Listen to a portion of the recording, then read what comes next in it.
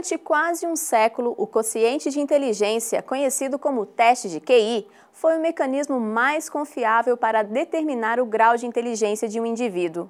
Até que o psicólogo Howard Gardner comece a questionar esse teste e cria a teoria das inteligências múltiplas. No colégio, eu tinha facilidade em todas as áreas. Então, eu sempre tirei boas notas em todas as matérias. Por isso até foi difícil escolher que caminho eu ia seguir na faculdade. Eu nunca fui de estudar muito. Por isso que eu acho que eu tinha facilidade no colégio. Eu enxergava ter mais facilidade do que os meus colegas. Porque, às vezes, só uma lida na véspera, ou uma retomada, ou uma estudada já eram suficientes para tirar uma boa nota. Eu achava o colégio mais fácil do que as outras pessoas. A facilidade para a apreensão de conteúdo levou a estudante de jornalismo ao outro lado do mundo, literalmente. Esse programa ele se chama Ship for World Youth, é Navio pela Juventude Mundial, em português.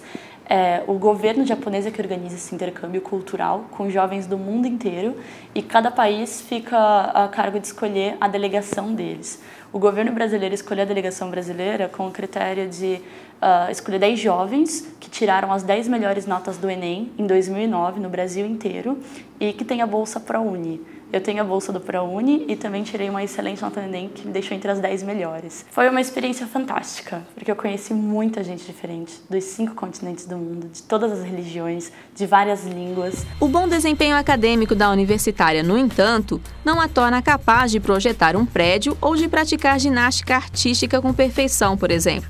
Isso porque a inteligência não pode ser compreendida como algo único e indissociável. A inteligência ela é composta de uma camada geral, tá? Que é a inteligência geral, e várias habilidades específicas. Tá? Então, existe a inteligência como capacidade de estabelecer relações, que é o fator G que a gente fala, e a inteligência nas mais diferentes áreas, a verbal, a numérica, a espacial, a rapidez, a memória. Então, são em torno de 10 subhabilidades, depois mais 60 ainda. Tá? Então, a gente muitas vezes pensa que a inteligência é somente um fator, uma área, na verdade, elas são várias áreas.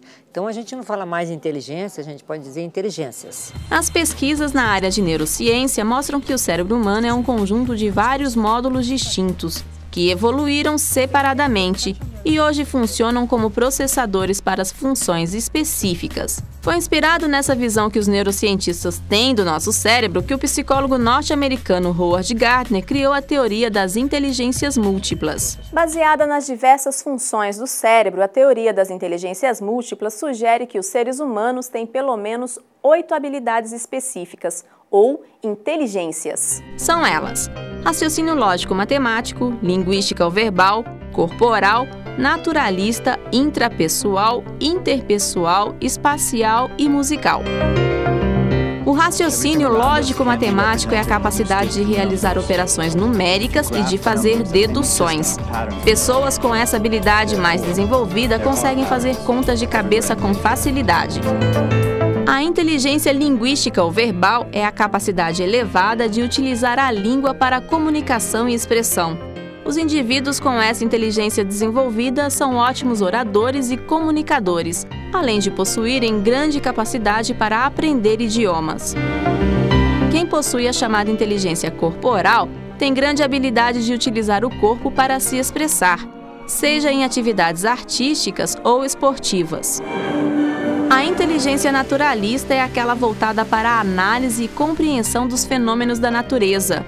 É a habilidade dos físicos, astrônomos ou químicos. Pessoas com a inteligência intrapessoal possuem capacidade de se autoconhecerem e, por conta disso, conseguem agir de maneira capaz de melhorar a própria vida. Já a inteligência interpessoal está ligada à facilidade em estabelecer relacionamentos. Indivíduos com essa inteligência conseguem facilmente identificar a personalidade das outras pessoas. Geralmente, costumam ser ótimos líderes e atuam com facilidade em trabalhos em equipe. A inteligência espacial é caracterizada pela habilidade na interpretação e reconhecimento de fenômenos que envolvem movimentos e posicionamentos de objetos.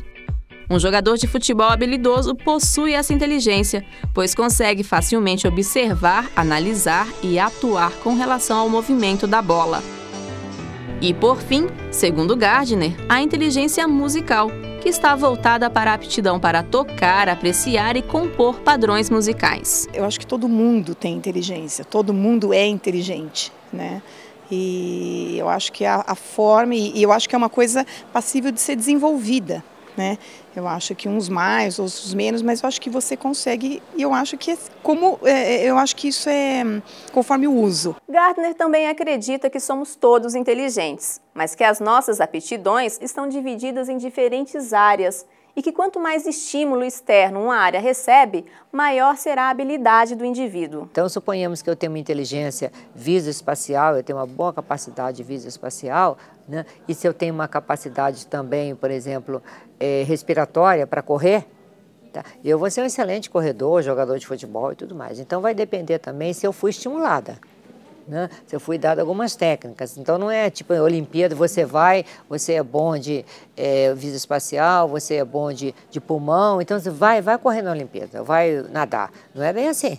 Existe toda uma técnica, um treino e tudo mais, tá? Que vai ajudar aquele potencial hereditário a se desenvolver, a se desabrochar. A teoria das inteligências múltiplas explica, por exemplo, como podemos colocar pessoas tão diferentes como Neymar, Einstein, Steve Jobs e Leonardo da Vinci no mesmo grau de genialidade, como fizemos lá atrás no bloco anterior. A teoria proposta por Gardner abriu caminho para que pesquisadores como a psicóloga Solange Wexler se debruçassem sobre as diversas formas e possibilidades da inteligência. Professora da Faculdade de Psicologia da PUC Campinas, a pesquisadora que já estudou a genialidade nas crianças tem se dedicado a descobrir se existem diferenças entre a inteligência de homens e mulheres. Você vê na literatura internacional essa discussão, né? Porque algumas vezes o homem é melhor em vocabulário, mas quando chega em testes de rendimento acadêmico na área de leitura, a mulher é muito melhor, tá? Então a gente fica pensando que talvez a mulher seja melhor em fluência verbal, tá? E o homem talvez em coisas mais específicas do vocabulário. Mas existe uma coisa que os artigos mais recentes mostraram: o visoespacial, inclusive a área de funcionamento visoespacial no homem, ela é mais desenvolvida. Então parece que existem aspectos genéticos do homem ser melhor que o visoespacial. Tá? Mas em matemática, em lógico não existem diferenças em rendimento matemático. Então o que se diz, as mulheres vão mais para humanas e os homens vão mais para áreas exatas, isso parece realmente que tem sido mais uma questão de gênero, né? Ou seja, o que é esperado do papel sexual, a mulher mais voltada para o ser humano, né? E o homem mais voltado para fatos, isso tem influenciado muito. Mas em termos de capacidade lógica, matemática, não existe diferença. Houve um período em que a ciência tentou recriar a inteligência humana. Mas disso a gente trata daqui a pouco. O assunto é volta já.